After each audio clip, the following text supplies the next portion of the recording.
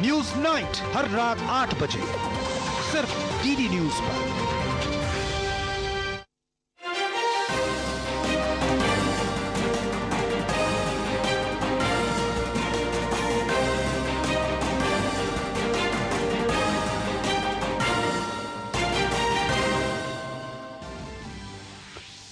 PM Modi ने हरियाणा को दी करीब 10,000 करोड़ रुपए की विकास परियोजनाओं की सौगात। गुरुग्राम मेट्रो और एम्स, रेवाड़ी समेत कई प्रोजेक्ट की शुरुआत। कहा, विकसित भारत बनाने के लिए हरियाणा का विकसित होना बहुत जरूरी।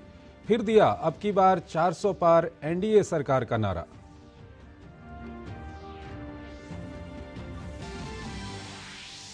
रेवाड़ी में विरोधियों पर जमकर बरसे पीएम मोदी। परिवारवाद, घोटालों, आतंकवाद और अलगाववाद को बढ़ावा देने को बताया कांग्रेस का ट्रैक रिकॉर्ड। कहा, मैं जब से पीएम बना कांग्रेस कर रही मेरे खिलाफ साजिश, लेकिन जनता मेरे साथ।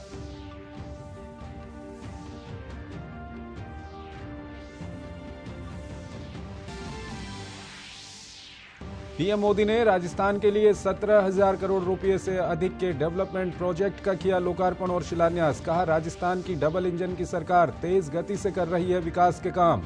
कांग्रेस पर साधा निशाना। कहा, उसका एकमात्र एजेंडा उन्हें गाली देने का।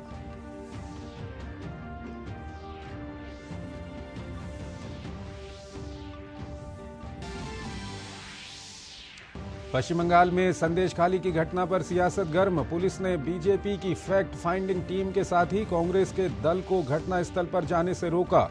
बीजेपी ने कहा, सच से डरी है ममता सरकार। बीजेपी के दल ने राज्यपाल से मिलकर कार्रवाई की मांग की। मायावती ने भी राज्य सरकार पर उठाए सवाल।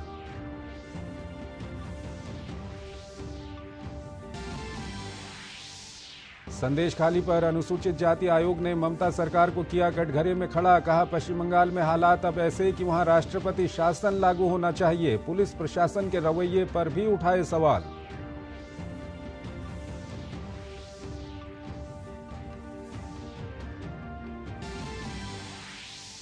बेअसर साबित हुआ। किसान संगठनों की ओर से बुलाया गया भारत बंद, लेकिन प्रदर्शन की वजह से दिल्ली एनसीआर के कई इलाकों में लोगों को भारी दिक्कतें। केंद्रीय मंत्री अनुराग सिंह ठाकुर ने कहा, 10 सालों में मोदी सरकार ने किसानों के हित में लिए हैं हर जरूरी फैसले। सरकार सदैव हर स्तर पर वार्ता के लिए उपलब्ध।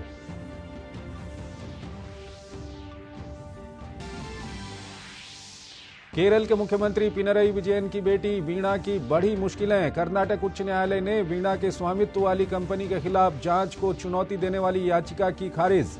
बीजेपी ने कहा, मोदी सरकार पर झूठा आरोप लगाने के लिए केरल के लोगों से माफी मांगे वीणा।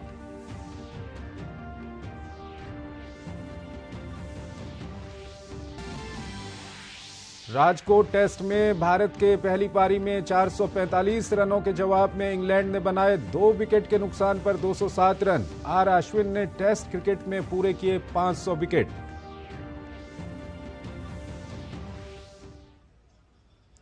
नमस्कार, डीडी न्यूज में आपका स्वागत है। मैं हूं चंद्रशेखर जोशी और आइए अब खबरों को विस्तार से देखते हैं। हरियाणा के रेवाड़ी में एम्स, गुरुग्राम मेट्रो, कई रेल लाइनों और नई ट्रेनों के साथ प्रधानमंत्री नरेंद्र मोदी ने आज लगभग 10,000 करोड़ रुपए की परियोजनाएं हरियाणा को सौंपी हैं। पीएम मोदी की गारंटी की कसौटी और गारंटी के पूरा होने की गारंटी के साथ ही पीएम ने कहा कि एम्स का शिलान्यास हुआ है तो मेरी गारंटी है कि लोकार्पण भी हम ही करेंगे। रेवाड़ी से ही पीएम मोदी ने 400 के पार की हुंकार भी लगाई और हरियाणा के विकास की अनदेखी और एक परिवार के मोह में फंसी कांग्रेस को जमकर घेरा। अब की बार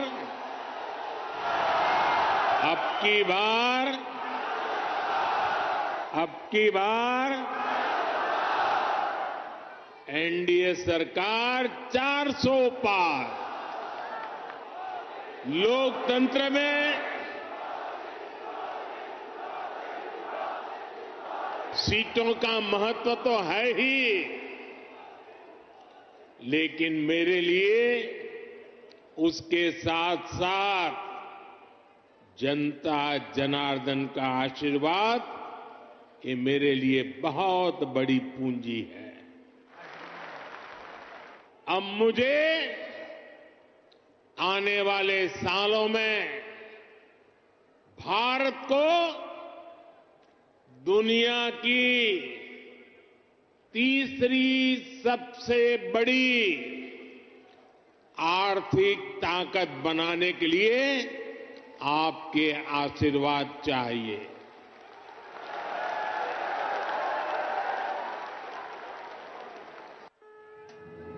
रेवाड़ी में 9,750 करोड़ रुपयों से अधिक की परियोजनाओं के उद्घाटन और शिलान्यास के मौके पर प्रधानमंत्री नरेंद्र मोदी ने जनसभा में सरकार की उन तमाम प्रयासों को सामने रखा जो बीते 10 सालों के दौरान विकसित भारत का रोड मैप तैयार कर रही हैं।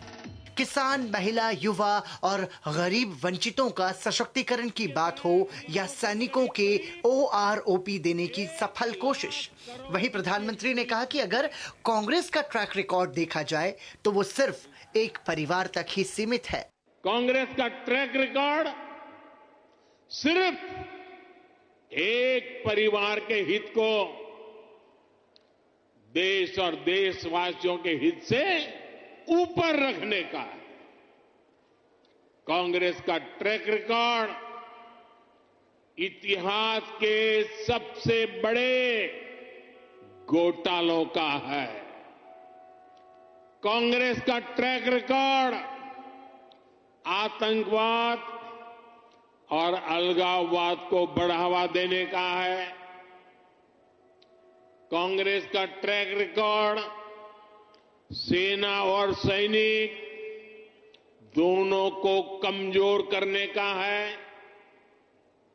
ये बातें याद रखनी जरूरी है क्योंकि आज भी कांग्रेस की टीम वही है, नेता वही है, नीयत वही है और उन सब की निष्ठा एक ही परिवार के लिए है।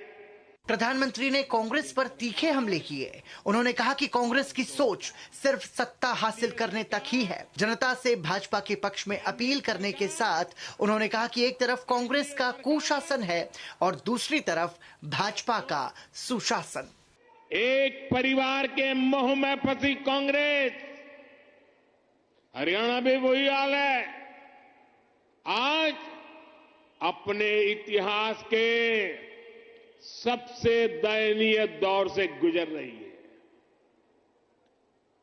इनके नेता से अपना एक स्टार्टअप नहीं संभल रहा। ये लोग देश संभालने का सपना देख रहे हैं। आज कांग्रेस की हालत देखिए। कांग्रेस के पुराने नेता एक एक करके इनको छोड़कर जा रहे हैं। जिन्होंने कभी इनके साथ आने का इरादा किया था वो भी इनसे भाग रहे हैं। आज स्थिति ये है कि कांग्रेस के पास अपने कार्यकर्ता तक नहीं बचे हैं। जहां कांग्रेस सरकार में है वहां इनसे अपनी सरकारें भी नहीं संभल रही है। हरियाणा में बढ़ती स्वास्थ्य सेवाओं की प्रधानमंत्री ने सराहना की। उन्होंने देश के 22वें एम्स का शिलान्यास किया। ये 1600 करोड़ रुपयों की लागत से बनकर तैयार होगा। प्रधानमंत्री ने बताया कि मौजूदा केंद्र सरकार ने बीते 10 सालों में देश को 15 नए एम्स दिए हैं। इसके अलावा प्रधानमंत्री ने गुरुग्राम मेट्रो रेल परियोजना की आधारशिला भी रखी। ये 5,500 करोड़ रुपयों की लागत से बनेगी। ये करीब 28 किलोमीटर लंबी लाइन होगी। साथ ही कुरुक्षेत्र के ज्योतिसर में नवनिर्मित अनुभव केंद्र का उद्घाटन भी प्रधानमंत्री ने किया। ये स्वदेश दर्शन योजना के तहत 240 करोड़ रुपयों से तैयार हुई है। इसके अलावा रेलवे की 2,500 करोड़ रुपयों की परियोजनाओं का उद्घाटन और शिलान्यास भी प्रधानमंत्री नरेंद्र मोदी ने किया। रेवाड़ी की जनसभा में प्रधानमंत्री नरेंद्र मोदी ने जहां हरियाणा के चहुमुखी विकास की तारीफ की, वहीं पर कांग्रेस पर चुटकी लेने से भी बाज नहीं आए और यह याद भी दिलाया कि 2013 में जब प्रधानमंत्री पद के वे उम्मीदवार बने तो उनकी पहली यात्रा रेवाड़ी में ही हुई थी और रेवाड़ी से उनका नाता रिश्ता बहुत ही पुराना है। कैमरामैन शारदा के साथ रेवाड़ी हरियाणा से मैं राजेश राज, डीडी न्यूज के लिए। प्रधानमंत्री नरेंद्र मोदी ने विकसित भारत विकसित राजस्थान कार्यक्रम को भी संबोधित किया। उन्होंने राजस्थान में 17,000 करोड़ रुपए से अधिक की कई विकास परियोजनाओं का उद्घाटन और शिलान्यास किया। सभी परियोजनाएं सड़क, रेलवे, सौर ऊर्जा, विद्युत ट्रांसमिशन, पेयजल और पेट्रोलियम और प्राकृतिक गैस जैसे महत्वपूर्ण क्षेत्रों की हैं। आज राजस्थान के विकास के लिए करीब 17,000 करोड़ रुपए के प्रोजेक्ट्स का शिलान्यास और लोकार्पण हुआ है। ये प्रोजेक्ट रेल, रोड, सौर ऊर्जा, पानी और एलपीजी जैसे विकास कार्यक्रमों से जुड़े हैं। ये परियोजनाएं राजस्थान के हजारों युवाओं को रोजगार देने वाली हैं। आज जिन सड़कों का शिलान्यास और लोकार्पण हुआ है, उनसे कोटा, उदयपुर, टोंक, सवाई माधोपुर, बूंदी, अजमेर, भीलवाड़ा और चित्तौड़गढ़ की कनेक्टिविटी बेहतर होगी। यही नहीं, इन सड़कों से हरियाणा, गुजरात, महाराष्ट्र और दिल्ली से कनेक्टिविटी भी सशक्त होगी। आज भी यहां रेलवे के विद्युतीकरण से लेकर मरम्मत तक के अनेक प्रोजेक्ट्स का लोकार्पण हुआ है। बांदीकुई से आगरा फोर्ट रेलवे लाइन के दोहरीकरण का काम पूरा होने के बाद मेहदीपुर, बालाजी और आगरा आना जाना और आसान हो जाएगा। जयपुर में खातीपुरा स्टेशन के शुरू होने से अब ज्यादा ट्रेनें चल पाएगी। इसमें यात्रियों को बहुत सुविधा होगी। आज यहां एक सोलर पावर प्लांट का लोकार्पण और 2 प्लांट्स का शिलान्यास हुआ है। इन प्रोजेक्ट से बिजली तो मिलेगी ही, हजारों नौजवानों को रोजगार भी मिलेगा। पीएम ने कांग्रेस पर भी निशाना साधा। उन्होंने कहा कि कांग्रेस का एकमात्र एजेंडा उन्हें गाली देने का है। उन्होंने कहा कि कांग्रेस के साथ एक बहुत बड़ी समस्या यह है कि वो दूरगामी सोच के साथ सकारात्मक नीतियां नहीं बना सकती। जब मोदी आपको दी गई ऐसी गारंटियां पूरी करती है तो कुछ लोगों की नींद उड़ जाती है। आप कांग्रेस की स्थिति देख रहे हैं। आपने हाल में ही कांग्रेस को सबक सिखाया है, लेकिन ये मानते ही नहीं। आज भी इनका एक ही एजेंडा है, मोदी को गाली दो। जो भी मोदी को जितनी ज्यादा गाली दे सकता है, उसे कांग्रेस उतना ही जोर से गले लगाती है। ये विकसित भारत का नाम तक नहीं लेते, क्योंकि मोदी इसके लिए काम कर रहा है। ये मेड इन इंडिया से बचते हैं, क्योंकि मोदी से बढ़ावा देता है। ये वोकल फॉर लोकल नहीं बोलते, क्योंकि मोदी इसके लिए आग्रह करता है। जब भारत 5वें नंबर की आर्थिक ताकत बनता है तो पूरे देश को खुशी होती है, लेकिन कांग्रेस के लोगों को खुशी नहीं होती। संदेश खाली की घटना के बाद बीजेपी विधायकों और ममता सरकार के बीच टकराव जारी है। बीजेपी की 6 सदस्यीय फैक्ट फाइंडिंग टीम को शुक्रवार को संदेश खाली का दौरा करना था, लेकिन टीम को घटनास्थल से 30 किलोमीटर पहले ही रामपुर में रोक दिया गया। 6 सदस्यीय फैक्ट फाइंडिंग टीम ने पश्चिम बंगाल के राज्यपाल डॉक्टर सीवी आनंद बोस से मुलाकात की। पश्चिम बंगाल में संदेश खाली की घटना के बाद सियासी माहौल बेहद गर्म है। संदेश खाली के हालात कितने खराब हैं, इसका अंदाजा इन 2 तस्वीरों से मिलता है कि कैसे न केवल बीजेपी बल्कि कांग्रेस के दल को भी पुलिस ने संदेश खाली जाने से रोक दिया।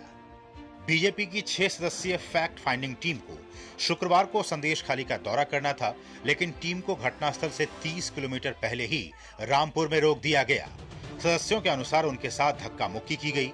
टीम में केंद्रीय मंत्री अन्नपूर्णा देवी, प्रतिमा भौमिक, बीजेपी सांसद सुनीता दुग्गल, कविता पाटीदार, संगीता यादव और बृजलाल शामिल हैं। बेटी बहू को न्याय मिले, इसके लिए भारतीय जनता पार्टी हमेशा उनके साथ है और अंतिम क्षण तक कानूनी लड़ाई लड़के कानूनी तरीके से ही हम जरूर जाएंगे और उसे न्याय दिलाएंगे। जो पीड़िता है, आपके सामने वीडियो कॉलिंग से उन लोगों से बात की है, उन लोगों ने रो रो के न्याय के गुहार लगा रहे और वहाँ पे मारपीट कर रहे हैं। क्यों? उन लोगों ने हम लोगों को साथ बात किए है, उसको मार रहे हैं। लाइव आप लोगों ने देखा है, इसी से पता चलता है क्यों हम लोगों को अंदर घुसने नहीं दिया। ये ममता दीदी की तानाशाही है, जो हम लोगों को रोका जा रहा है। ये केवल जो यहाँ पर अत्याचार हो रहा है, तानाशाही है ममता दीदी की, वो चाह रही हैं हम लोग इसको ना देखें। पश्चिम बंगाल कांग्रेस अध्यक्ष और सांसद अधीर रंजन चौधरी भी घटनास्थल पर जाना चाह रहे थे, लेकिन पुलिस ने उन्हें रोक दिया। अधीर रंजन इसके खिलाफ रामपुर में धरने पर बैठे। रामपुर में कांग्रेस प्रतिनिधिमंडल की सुरक्षा बलों से झड़प हुई। बंगाल में जो दुर्नीति चलता है, दुर्गति चलती है, देखिए आप लोग, और कुछ नहीं। हम लोग यहाँ आए थे सिर्फ लोगों से मुलाकात करने के लिए, वो भी हमें करने नहीं देते। पता नहीं ये देश आज सारे सूबे में कोई लोकतंत्र की कोई कुछ नहीं बचे हैं। तमाम और राजनीतिक दलों ने भी घटना की निंदा करते हुए कार्रवाई की मांग की है।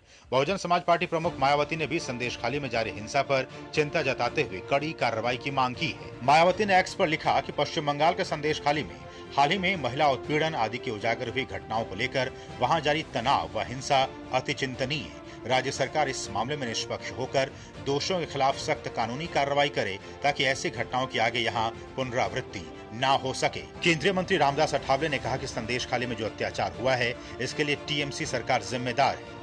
बीजेपी के तमाम नेता भी इस मामले में ममता सरकार पर हमला बोल रहे हैं। बीजेपी युवा मोर्चा भी इस मामले में लगातार प्रदर्शन कर रहा है। वहाँ मतलब जो अत्याचार हुए है, ये दर्दनाक है, बहुत बड़ी गंभीर मतलब घटना घटी है।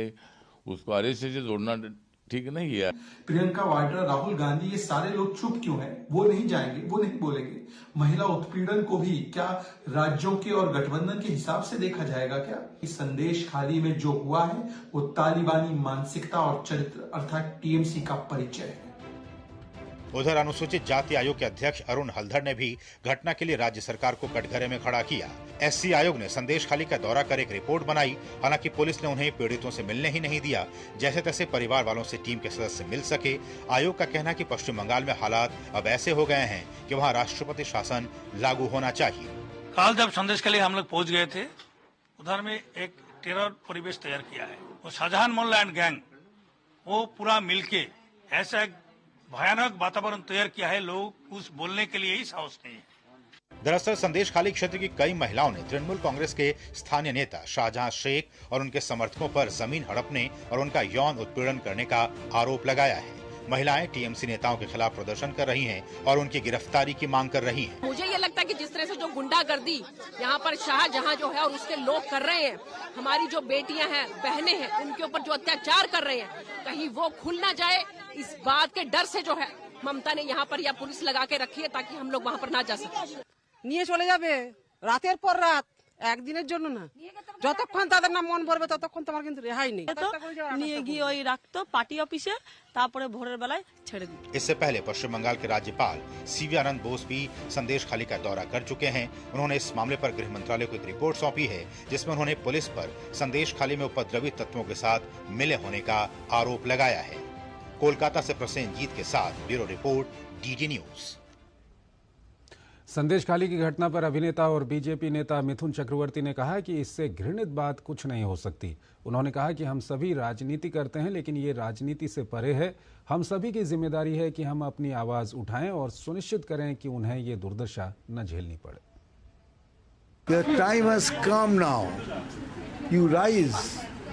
যদি মহিলাদের সাথে এইভাবে ব্যবহার হয়, মহিলাদের সাথে এইভাবে তাদের ইউজ করা হয়, आई थिंक इससे के घिनौनी काज किच होता पारे, इससे ज़्यादा घिनौने काम कुछ नहीं हो सकता। I understand, but you are with the women, you are playing such kind of games, I mean it's unbelievable. चलिए, politics is a different thing. हम पॉलिटिकल लड़ाई करेंगे, पॉलिटिकल बातें करेंगे, this is beyond politics. I think you all have the responsibility to see that इसके बाद उनके ऊपर कोई अत्याचार ना हो. They have the rights, they have the voice and the voice should not be clogged. किसानों के विरोध के कारण दिल्ली की सीमाओं से सटे इलाकों में लोगों को बहुत ही दिक्कतों का सामना करना पड़ा है. यातायात व्यवस्था बुरी तरह से प्रभावित हुई है. व्यापारियों को इस विरोध प्रदर्शन की वजह से भारी नुकसान उठाना पड़ रहा है. लोगों का कहना है कि ये किसानों का नहीं बल्कि राजनीति से प्रेरित आंदोलन है.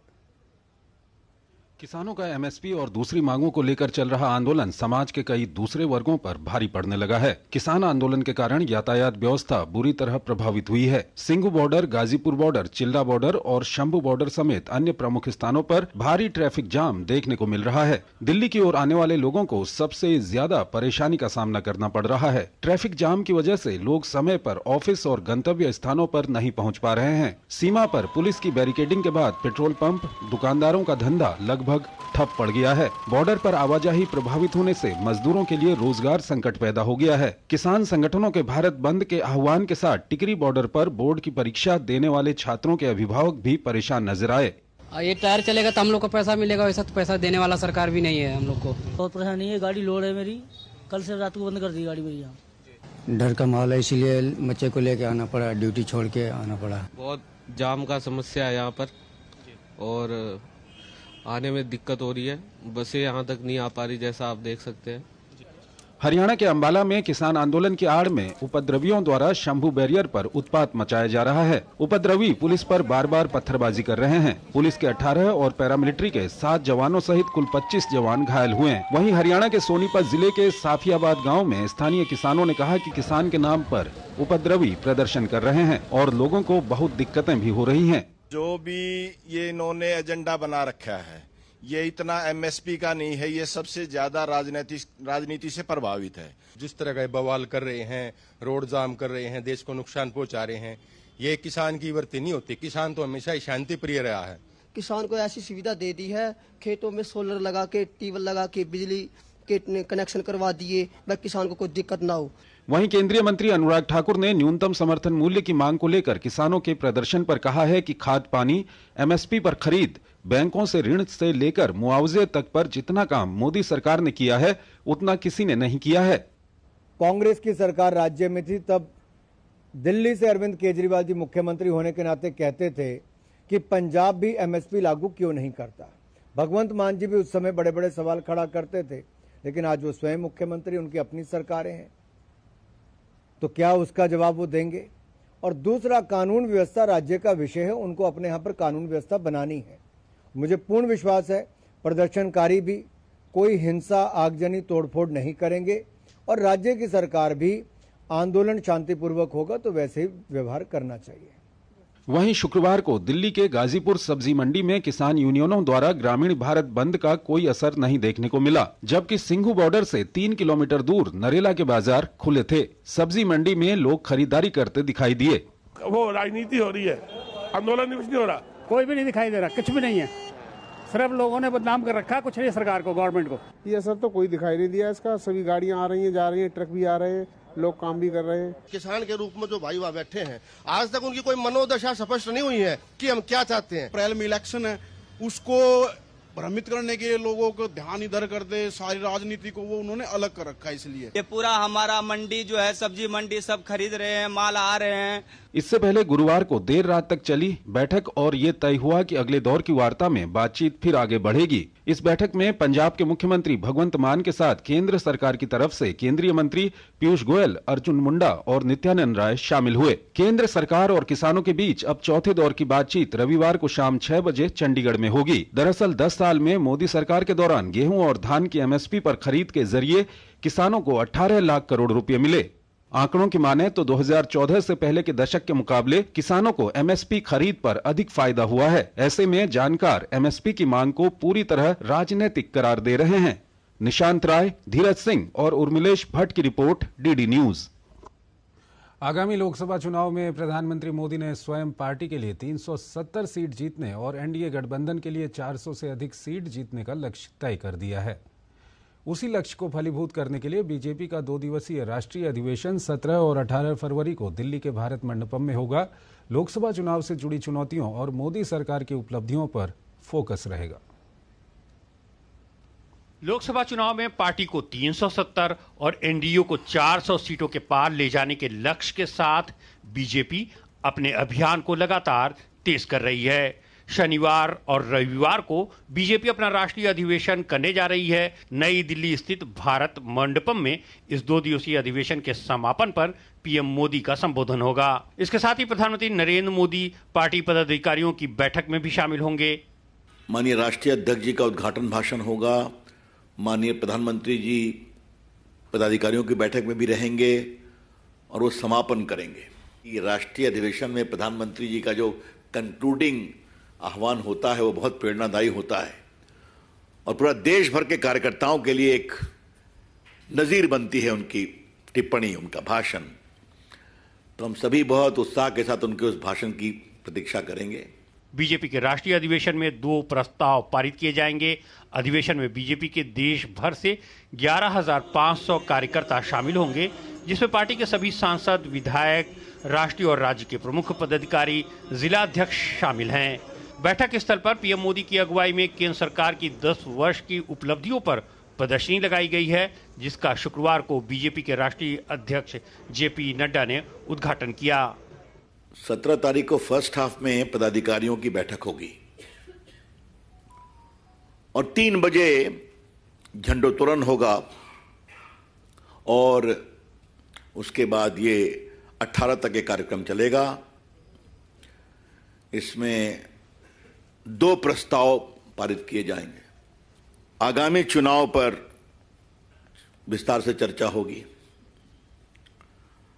विस्तारकों की बैठक होगी अलग से और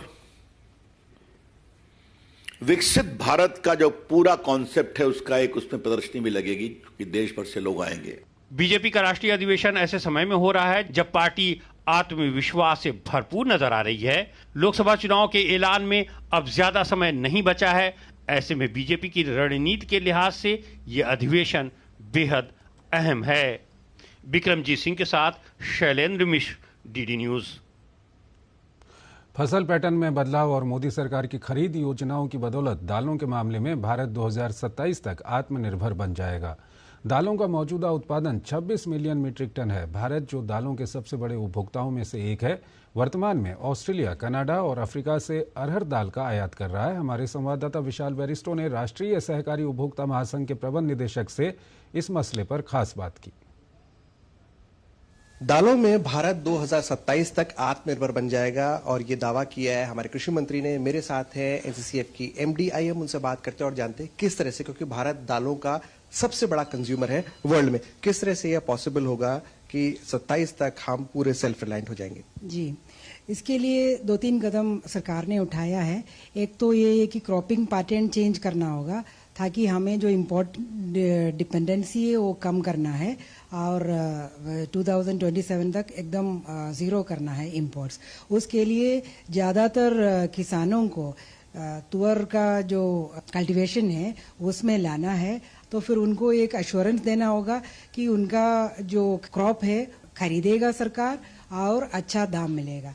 हमारा एनसीसीएफ का पोर्टल nccfindia.com, वहाँ पे अगर किसान का रजिस्ट्रेशन हो गया है तो वो किसान अपना जो भी तुअर का जो क्रॉप है वो ला सकते हैं। वो एमएसपी पे खरीदेगा या एमएसपी के ऊपर अगर मार्केट में प्राइस है तो वो मार्केट प्राइस में भी खरीदारी होगा। जैसे कि आपने बताया ये पोर्टल मोदी जी की गारंटी होगा, तो उसमें किस तरह से चेंजेस आएंगे? जी, अभी तो ऑस्ट्रेलिया, कनाडा, ये सब फिर कुछ अफ्रीकन कंट्री से भी इंपोर्ट होता है और वो सब देश में तो कल्टीवेशन होता है सिर्फ इंडिया का कंजम्पशन के लिए। अभी फिलहाल हमारा जो प्रोक्योरमेंट है वो ज्यादातर कर्नाटका से होता है, महाराष्ट्र से होता है और मध्य प्रदेश से होता है और आंध्रा, तेलंगाना, ये सब राज्यों से भी होता है। और हमारा प्रोक्योरमेंट सेंटर्स ये सब राज्यों में अभी खुला है और हमने प्रोक्योरमेंट स्टार्ट भी किया है और करीब 2.5 लाख किसानों का रजिस्ट्रेशन भी कर चुका है। फिलहाल तो हम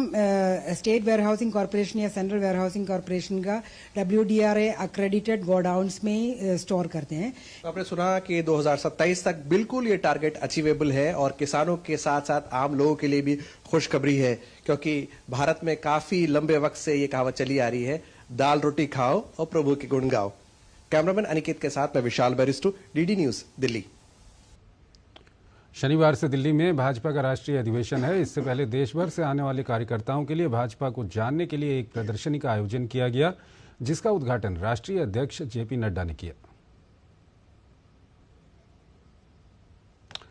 और कोऑपरेटिव फेडरेशन के नए अध्यक्ष हर्षवर्धन पाटिल की अगुवाई में national federation of cooperative sugar factories के नवनिर्वाचित बोर्ड ऑफ डायरेक्टर्स ने केंद्रीय गृह एवं सहकारिता मंत्री अमित शाह से नई दिल्ली में मुलाकात की।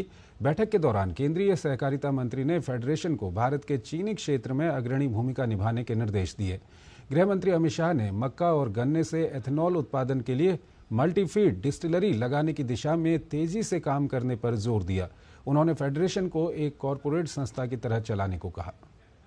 गृह मंत्री अमित शाह ने सोशल मीडिया साइट एक्स पर अपने संदेश में लिखा कि national federation of cooperative sugar factories के नवनिर्वाचित बोर्ड ऑफ डायरेक्टर्स से मिलकर उन्हें बधाई दी। प्रधानमंत्री नरेंद्र मोदी जी के नेतृत्व में सहकारिता मंत्रालय सहकारिता क्षेत्र की समृद्धि को सुनिश्चित करने के प्रति कटिबद्ध है। कांग्रेस ने अपने बैंक अकाउंट फ्रीज होने पर बीजेपी को जिम्मेदार ठहराया है। इन आरोपों को बेबुनियाद बताते हुए बीजेपी नेता रविशंकर प्रसाद ने कांग्रेस का बैंक अकाउंट फ्रीज होने से बीजेपी का कोई लेना देना नहीं है, ये कहा। कांग्रेस पार्टी हिसाब किताब ठीक से नहीं रखती है और ये इनकम टैक्स का मामला है।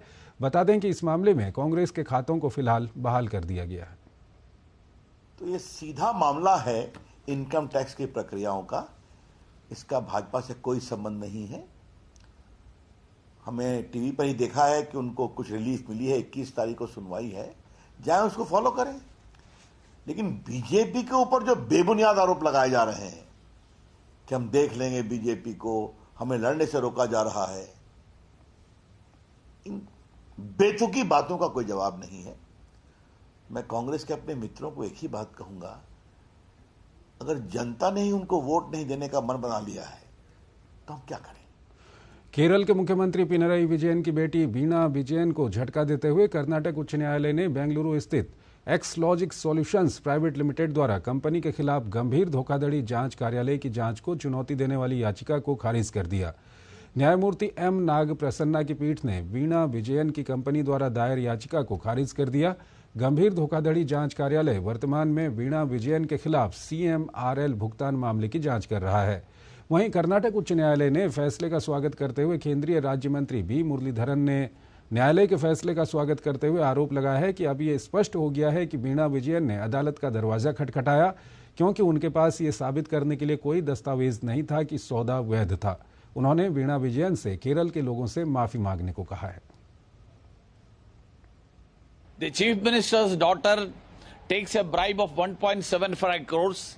She is unable to produce any documents for what purpose this money was taken, and approaches the court asking the court to put a brake on the investigation that is happening. The court says the investigation can go on. So this clearly brings out the fact that the corrupt can't raise the bogey of harassment of the central agencies and escape. So केंद्रीय जल शक्ति मंत्री गजेंद्र सिंह शेखावत लखनऊ में जल जीवन mission और स्वच्छ Bharat mission पर आयोजित 2 दिवसीय राष्ट्रीय सम्मेलन में शामिल हुए। केंद्रीय मंत्री ने कहा कि 2014 में पीएम मोदी ने कहा था कि जनता ने हमें देश चलाने के लिए नहीं बल्कि देश बदलने के लिए चुना है, और आज पीएम मोदी के नेतृत्व में ये संभव हो रहा है। कार्यक्रम के दौरान उत्तर प्रदेश के जल शक्ति मंत्री स्वतंत्र देव सिंह और सांसद रवि किशन मौजूद रहे।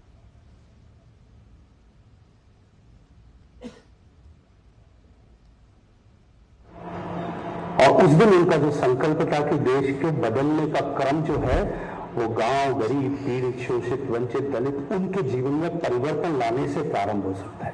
उस लक्ष्य की शुरुआत कि सामान्य मानवी को मूलभूत आवश्यकताओं की चुनौती से बाहर किस तरह से निकाला जा सकता है, इससे जो प्रारंभ हुई उसकी 2 महत्वपूर्ण कड़ियां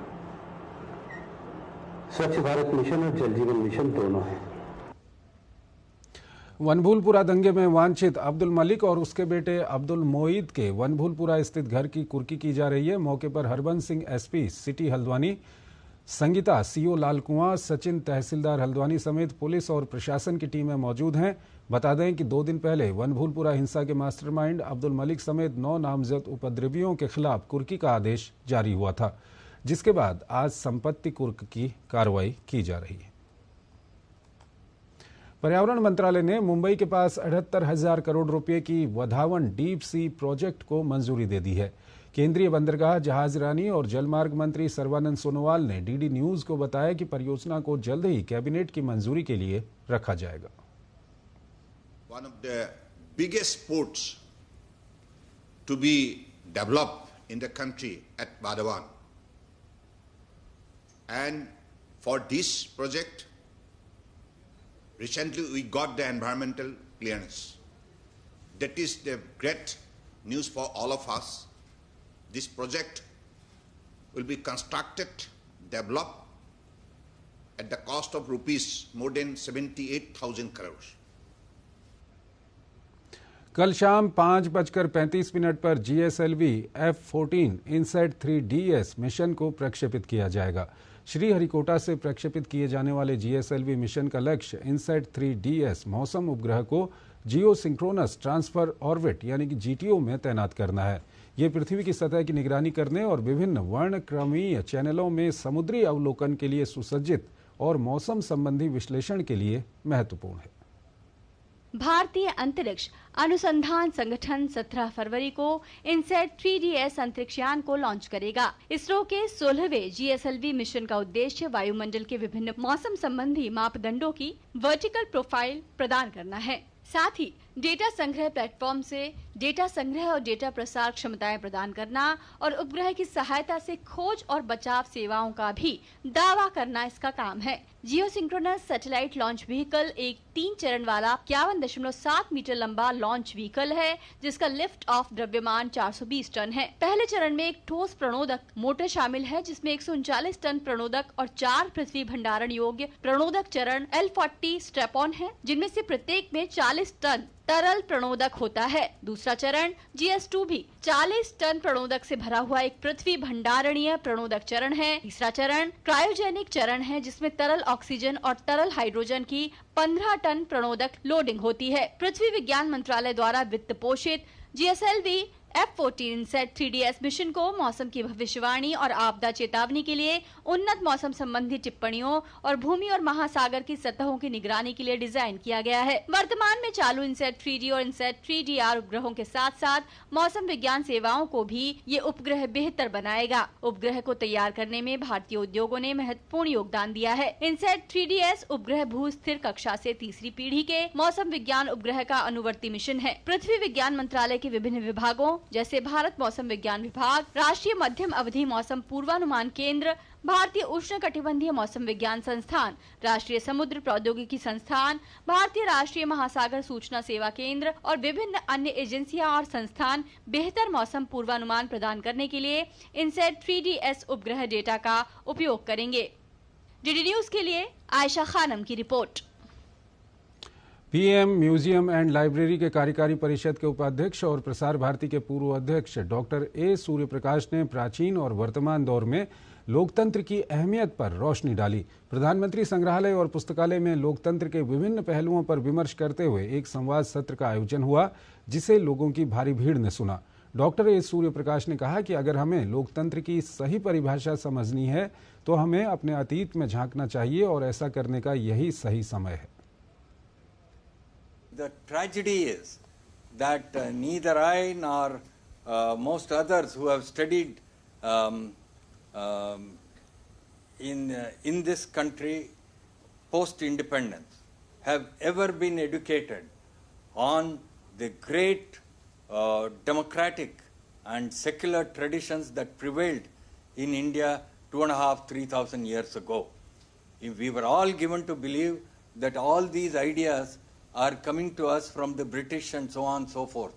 So I am of the view that this is a good time for us to make those corrections in our understanding of our own civilization, our own history, and apply those corrections.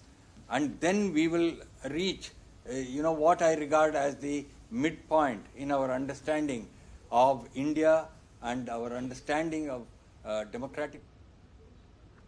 कुल जीवित और मृत अंगदाता के अंग प्रत्यारोपण करने वाले दुनिया के 10 देशों में भारत तीसरे स्थान पर है। वहीं जीवित दाता से अंग लेकर प्रत्यारोपण करने के मामले में भारत पहले स्थान पर है। लेकिन जरूरत इस बात को लेकर है कि मृत्यु के बाद अंगदान और देहदान को बढ़ावा दिया जाए ताकि जीवित व्यक्ति से अंग लेने की जरूरत ना पड़े। अंगदान को बढ़ावा देने के लिए मृत अंगदाता के सम्मानजनक अंतिम संस्कार के लिए राष्ट्रीय अंग प्रत्यारोपण कार्यक्रम के तहत 10,000 रुपये देने का भी प्रावधान है। एक रिपोर्ट आपको दिखाते हैं। हाल के वर्षों में देश में अंगदान को लेकर जागरूकता बढ़ी है। कुल जीवित और मृत्यु अंगदाता के अंग प्रत्यारोपण करने वाले दुनिया के शीर्ष 10 देशों में भारत तीसरे स्थान पर है। वहीं जीवित दाता से अंग लेकर प्रत्यारोपण करने के मामले में भारत पहले स्थान पर है। इतना ही नहीं, 75 वर्षों में पहली बार मृत दाताओं से अंग लेकर प्रत्यारोपण करने में देश ने 1000 का आंकड़ा पार कर लिया है। मृत्यु के उपरांत जो अंगदाता है उनसे जो अंग प्रत्यारोपण हुए और प्लस जो जीवित अंगदाता अंग प्रत्यारोपण के लिए डोनेट करते हैं ऑर्गन, तो उनको मिलाकर के दोनों को मिलाकर के अगर देखा जाए तो भारत नंबर 3 पर है। अगर जो लिविंग डोनर देते हैं, जो जीवित अंगदाता हैं, अगर उसके मामलों को देखा जाए, जो अंग प्रत्यारोपण ऑर्गन ट्रांसप्लांट जीवित दाताओं से हो रहे हैं, उसमें सारे जो देश हैं उसमें हम नंबर 1 पर हैं। के उपरांत जो अंगदाता है, अंगदान है, उसको बढ़ाना है। साल 2023 में देश के अस्पतालों ने पहली बार एक साल में 16,941 अंग प्रत्यारोपण किए। इनमें 12,343 किडनी, 4,160 लिवर, 215 हृदय, 189 फेफड़े और 20 पैनक्रियास और 14 छोटी आंतों के प्रत्यारोपण शामिल है। लेकिन मरणोपरांत की बात करें तो 16,941 में से 1,062 अंग प्रत्यारोपण ही मृत्यु के बाद प्राप्त अंगों से किए गए। जानकारों का मानना है कि इतना काफी नहीं है और देहदान को लेकर लोगों को आगे आने की जरूरत है। जो मृत्यु अंगदाता है उनको उनके एक सम्मानजनक रूप से अंतिम संस्कार किया जा सके, उसके लिए भी प्रति मृत्यु अंगदाता को 10,000 रुपये का प्रावधान किया गया है कि एक सम्मानजनक तरीके से उसका अंतिम संस्कार किया जा सके। अंगदान को बढ़ावा देने के लिए प्रधानमंत्री नरेंद्र मोदी ने कई बार अपने मन की बात कार्यक्रम में चर्चा की है, जिसका नतीजा है कि अंगदान को लेकर लोग अब आगे आ रहे हैं। आयुष्मान भव अभियान से लेकर अब तक 1,43,000 लोगों ने अंगदान की शपथ ली है। एक देहदान से कई लोगों की जिंदगी बचाई जा सकती है। Nitendra Singh, DD News, Delhi. छत्तीसगढ़ में भाजपा की सरकार आने के बाद अवैध प्लॉटिंग व निर्माण कार्यों पर बुलडोजर चल रहा है, तो वहीं दूसरी तरफ गरीबों के लिए प्रधानमंत्री आवास योजना के तहत बनाए गए मकानों पर अवैध कब्जे किए जा रहे हैं। ये मामला 1-2 नहीं बल्कि सैकड़ों घरों से जुड़ा हुआ है और ऐसे मामलों को अब हटाया भी जा रहा है। हमारे संवाददाता सोमेश पटेल की ये ग्राउंड रिपोर्ट देखिए। छत्तीसगढ़ के बिलासपुर जिले के नगर निगम सीमा देवरी खुर्द में गरीबों के लिए बनवाए गए घरों पर अवैध कब्जा करने का मामला सामने आया है। आरोप है कि कांग्रेस भूपेश बघेल सरकार के समय करीबन 125 से ज्यादा मकानों पर मुस्लिम समुदाय के लोग कब्जा करके उसमें अवैध रूप से रह रहे हैं। इतना ही नहीं, उन मकानों में गुंबद बनाकर उसे मस्जिद, मजार आदि का रूप दे दिया गया है और इसमें झाड़ फूक का काम किया जा रहा है। सरकारी आवास जो बना है, जो आवंटित हुआ था, उसके अलावा भी कई लोग जो है यहाँ बाहरी लोग ताला तोड़ के कब्जा करके रह रहे हैं और यहाँ मजार बना के झाड़ फूक वगैरह करते हैं। कांग्रेस सरकार आई, भूपेश बघेल मंत्री बने, मुख्यमंत्री, उसके बाद से यहाँ बाहरी लोगों का, रोहिंग्या, अवैध मुस्लिम, बाहरी मुसलमानों का यहाँ कब्जा बढ़ा। मैं बता रहा हूँ भैया कि यहाँ जो जिनके नाम से घर अलॉट हुआ था उनको ये लोग मार मार के भगाए और उन मकानों पे कब्जा कर लिए। कम से कम 100 से 120 मकानों पे कब्जा है इनका। इस मामले में स्थानीय प्रशासन का कहना है कि कुछ बाहरी लोगों ने मकानों पर कब्जा कर लिया है, जिसकी जांच की जा रही है। शिकायत ये आई है कि कुछ लोगों ने अवैध तरीके से वहां कब्जा कर लिया है और कुछ लोगों ने अपना मकान का स्वरूप भी बदल लिया है।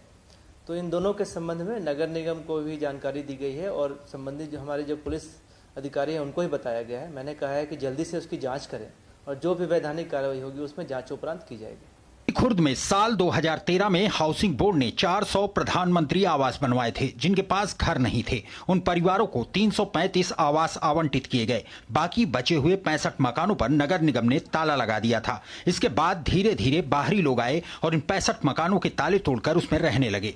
Somesh Patel, DD news, Chhattisgarh. Covid काल की चपेट में आए असंगठित क्षेत्र के कामगारों को वापस रोजगार मुहैया करवाने के लिए उन तक आर्थिक मदद पहुंचाने के उद्देश्य से शुरू की गई स्वनिधि योजना विकसित भारत यात्रा के दौरान काफी चर्चा में है। आइए देखते हैं नासिक से ये रिपोर्ट। केंद्र सरकार की कल्याणकारी योजनाओं को जन जन तक पहुंचाने के लिए आयोजित विकसित भारत संकल्प यात्रा जब नासिक पहुंची तो वहां विभिन्न योजनाओं के लाभार्थी उसे देखने पहुंचे। लाभार्थियों ने यात्रा का स्वागत किया और स्थानीय नेताओं के साथ प्रधानमंत्री नरेंद्र मोदी द्वारा सुझाया गया पंचप्रण भी लिया। लाभार्थियों ने मेरी कहानी मेरी जुबानी की अवधारणा के अनुरूप अपने अनुभव साझा किए, जिसमें आरटीओ कार्यालय के गेट पर चाय का ठेला लगाने वाले बेरोजगार युवक शिवम मेटकर और महिला बेबीताई गोपीनाथ ने बताया कि प्रधानमंत्री स्वनिधि योजना ने उन्हें कैसे संकट से उबारा। मुझे इस योजना के तहत 1000 रुपए का कर्ज मिला। मैं सरकार का धन्यवाद करता हूँ। मैं सब्जी बेचने का काम करती हूँ। मुझे इस योजना के तहत पहले 10,000 रुपए का कर्ज मिला, जिसे चुका देने के बाद मुझे 20,000 का कर्ज मिला और उसे चुका देने के बाद मुझे 50,000 का कर्ज मिला है, जिसकी नियमित किश्त मैं भर रही हूँ। गौरतलब है कि महाराष्ट्र में स्वनिधि योजना के 1,187,951 योग्य आवेदक हैं और 7,17,234 लाभार्थियों के बीच अब तक 1,129.46 करोड़ रुपयों की राशि का भुगतान किया जा चुका है। नासिक से अनिल वैद्य के साथ मुंबई ब्यूरो, डीडी न्यूज। विश्वविद्यालयों और महाविद्यालयों के लिए 16वीं राष्ट्रीय युवा संसद प्रतियोगिता के वर्ष 2019-2020 के पुरस्कार वितरण समारोह नई दिल्ली में आयोजित किए गए। इसमें देश भर से आए छात्र छात्राओं ने हिस्सा लिया। आयोजन संसदीय कार्य मंत्रालय की ओर से किया गया। संसदीय कार्य राज्य मंत्री अर्जुन राम मेघवाल ने अपने अनुभव साझा करते हुए कहा कि छोटी छोटी बातों पर ध्यान रखना चाहिए। होती है तो कुछ अच्छी चीजें भी सीखते हैं और कुछ कमी रहती है तो उनको भी अपन बताते हैं। ये आपको ध्यान है, मैं तो आमतौर पे बताता हूं। तो मार्शल जब खड़ा था तो मार्शल ये लेफ्ट में खड़ा था। मार्शल को स्पीकर साहब राइट में खड़ा होना चाहिए, ठीक है ना? आपका इधर लेफ्ट में आकर के कुछ चीजें बता सकता है।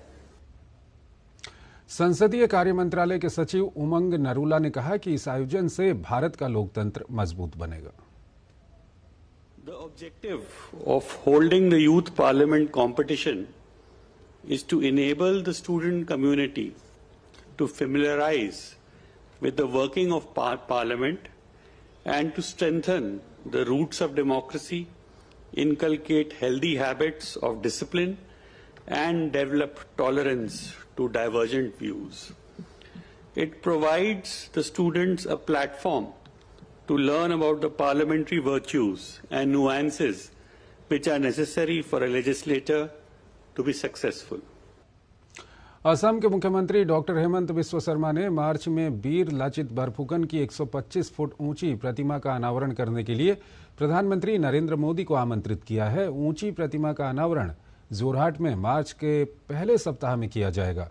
मुख्यमंत्री ने पीएम मोदी से शिवसागर मेडिकल कॉलेज की आधारशिला रखने और प्रधानमंत्री आवास योजना के तहत निर्मित 5.5 लाख घरों के गृह प्रवेश समारोह में भाग लेने का भी अनुरोध किया। प्रधानमंत्री नरेंद्र मोदी की पहल पर शुरू हुआ राष्ट्रीय वयोश्री योजना देश के लाखों बुजुर्गों के जीवन में सकारात्मक बदलाव ला रही है। इसी क्रम में उत्तर प्रदेश के जालौन में वृद्ध जनों को निःशुल्क सहायता उपकरण वितरित करने के लिए जीवन सहायक उपकरण वितरण समारोह का आयोजन किया गया।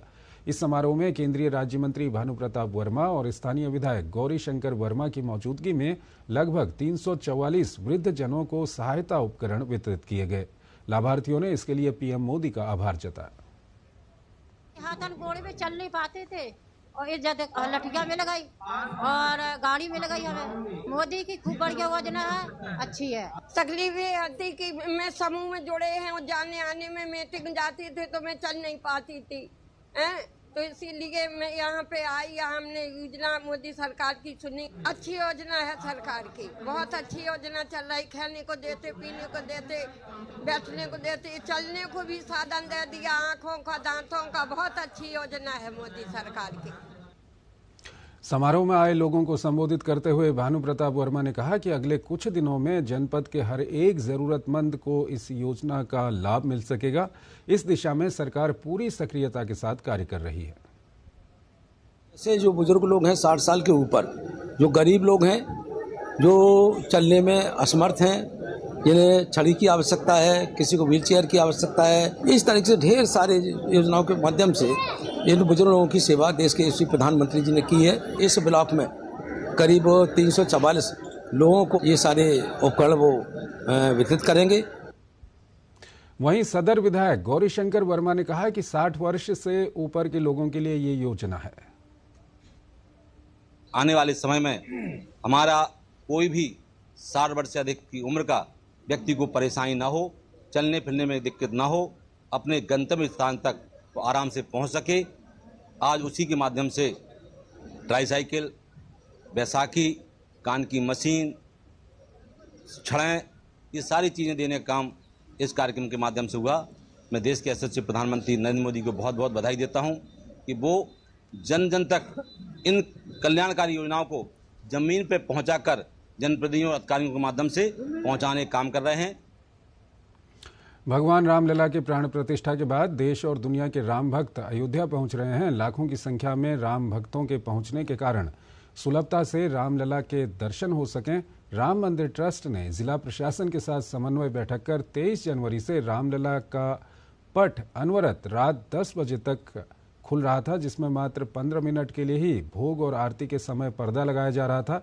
लेकिन अब राम मंदिर ट्रस्ट ने रामलला का पट दोपहर में 1 घंटा बंद करने का निर्णय लिया है, जिसको देखते हुए आज से ही राम मंदिर में दोपहर 12:30 से 1:30 बजे तक भगवान का पट श्रद्धालुओं के लिए बंद किया जा रहा है।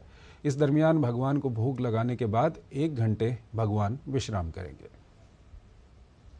भीड़ का दबाव अधिक था, भीड़ को देखते हुए ये निर्णय लिया गया कि लगातार दर्शन चलता रहे। लेकिन अब ये हुआ है कि भीड़ का दबाव थोड़ा कम हुआ है, तो अब भगवान को 1 घंटा आराम दिया जाए। शुक्रवार से शुरू हुए 3 दिवसीय म्यूनिख सुरक्षा सम्मेलन में भारत के विदेश मंत्री डॉक्टर जयशंकर जर्मनी पहुंचे हुए हैं। विदेश मंत्री ने जर्मनी में म्यूनिख सुरक्षा सम्मेलन से अलग ब्रिटेन के विदेश मंत्री डेविड कैमरून से मुलाकात की।